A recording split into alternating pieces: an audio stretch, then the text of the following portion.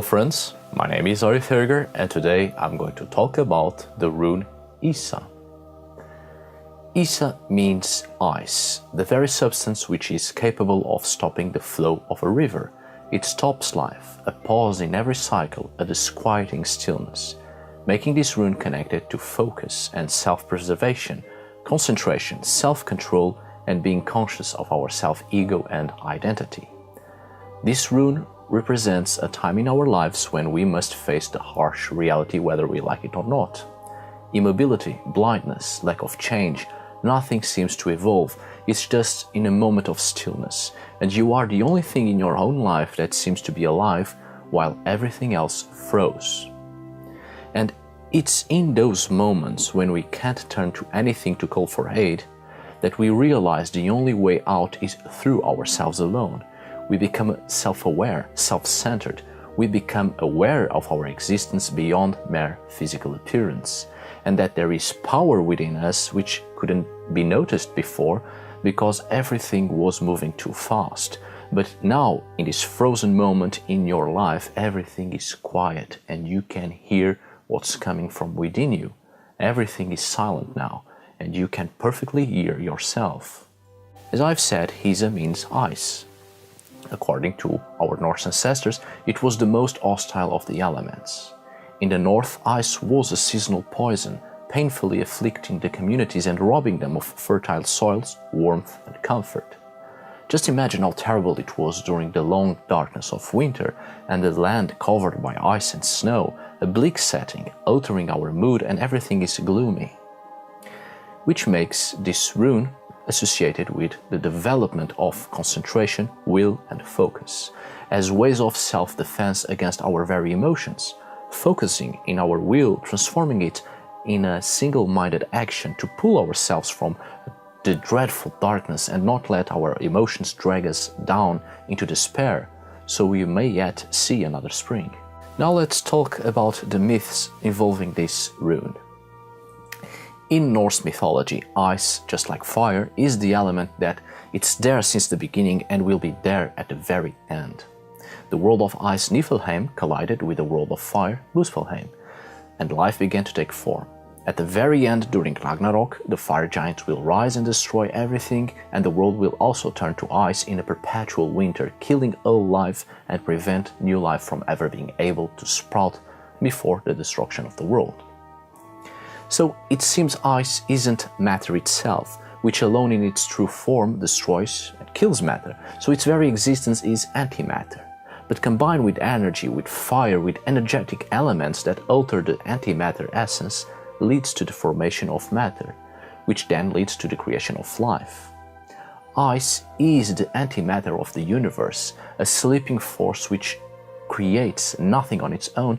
Its very existence prevents life from ever being created, but used in the right way, it's responsible for creation.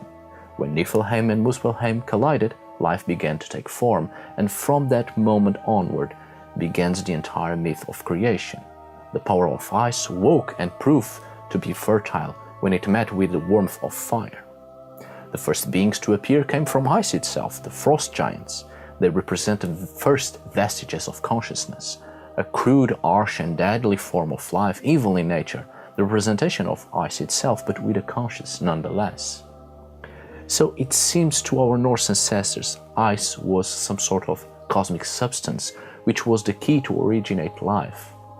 Historically speaking, and with a bit of science, the creation myth of ice and fire may be the remnants of distant memory from a time when the last ice age came to an end, and the fertile fields blossomed and a new age in the cycle of existence had begun. This may have given to our ancestors the perception that the emergence of vegetation from ice when the seasons are warmer made ice itself a harsh element out of which new life could arise, and melted ice, water, was the primordial element from which life emerged. There is a strong scientific belief that this sudden flourishing of life happened due to volcanic activity. The energy released from volcanic activity was responsible for the flowing of warm waters, which fostered primitive microorganisms.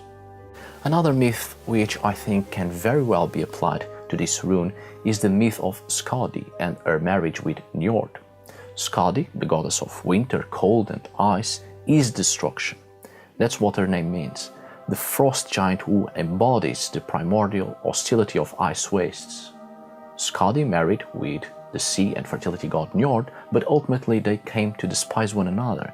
She couldn't stand Njord's fertile realm as he couldn't stand her lifeless frozen wastes devoid of life.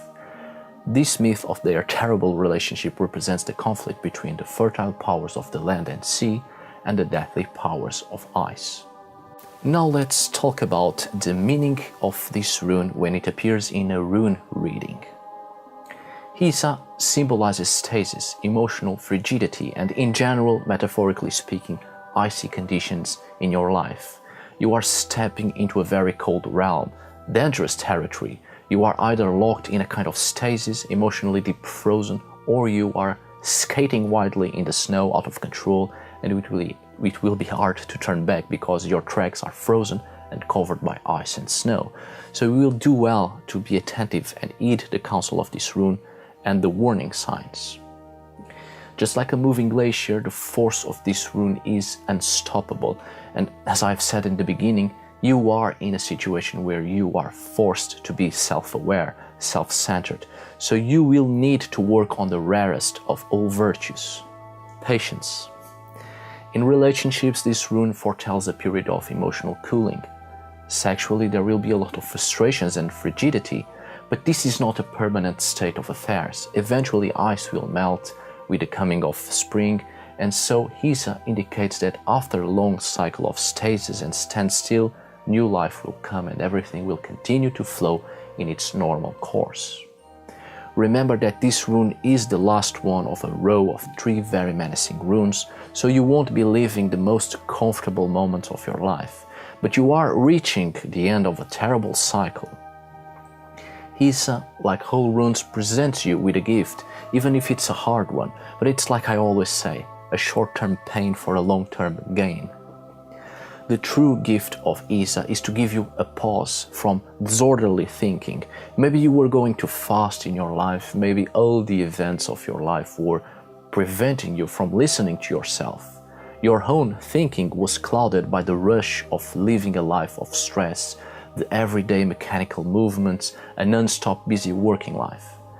Your life was preventing you from listening to yourself, and you were making bad decisions because of the lack of inner understanding, focus, self-counsel. The pause Isa gives you will help you in self-control and center your thoughts in yourself, your person, which will allow you to see your situation more clearly, your objectives. It may even help you to show you how to progress in the future to avoid the traps of life that might occur if you are inattentive. When Isa appears in a rune reading in the present position of whatever method you use for rune divination, in any project you have, anything you are involved in with a creative character, take a pause from it all. If you have the feeling you are wasting your time, nothing could be further from the truth. Just make a pause and retake your creative projects in a better time. You are not wasting your time, but right now is not the moment to be creative. This pause will allow you to recharge your talents, and when this dreadful moment is over, you will be able to pursue your tasks with renewed vigor. Spiritually speaking, let's say winter is in you. You may be entangled in a situation whose implications you are not aware of. You have been blind. You will certainly feel powerless to react against submitting and surrender to the situation you are currently on. Remember that ice is treacherous. It lulls you to sleep with its peace and serenity. Don't fall asleep, try to be awake. This is a rune of control. Your self-ego grows in strength through spiritual thinking and training. Just like the 2 previous runes, Hagalaz and Nauthiz, you are in a process of growth. But this time is centered in your person. It's the importance of the individualization of the self. Don't go to sleep. This is the best time to be spiritually and consciously awake. Have patience, as this is a gestation period which precedes a rebirth. However, this self-enhancement has a dark side to it. Keep it under control, be rational, and above all, be humble while absorbing knowledge and power. don't let your self-ego take the path of self-aggrandizement, which will blind you from truly receiving real spiritual knowledge. Don't claim to know with too much certainty. Alright, my dear friends, I hope you have enjoyed this video, and finally we have come to the end of the 3 very menacing runes. And let's move on to happier times. Thank you so much for watching, see you on the next video, and tack för idag.